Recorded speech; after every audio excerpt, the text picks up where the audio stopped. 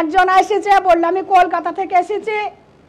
কি নাম বললো তার, হুমায়ুন কবির না যাই হোক কি বললো, বসলো, ভালো ঠিক আছে।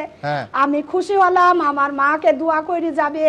আমার হিন্দু মুসলমান দেখার দরকার নাই, পার্টি দেখার দরকার নাই। আমার সামনে যে এসে মা তোমার মেয়ে গিয়েছে, আমাদের খুব কষ্ট হচ্ছে, ওটা শুনি আমার জানটা শান্ত হয়েছে যে আমার মায়ের জন্য দোয়া পাবো আমি। আমার মাকে দোয়া করার জন্য এসেছে। কিন্তু সে কি করে গেল, সে আমাকে একটা এত বড় খাম ধরাছে। সেই খাম ধরাছি, এই খামে কিছু টাকা আছে, তুমি নাও, আমি মানুষ হিসাবে দিচ্ছি। ওখানেই ওর প্রতি যে শ্রদ্ধা ছিল, আমি তোকে চিনিনি দেখিনি, ওর প্রতি যে শ্রদ্ধা আমার তৈরি হয়েছিল তখনই আমার নষ্ট হয়ে গেল। আমি মা, তামান্নার মা, আমার তামান্নার অনেক আছে, আমি দিব টাকা, কত লাগবে?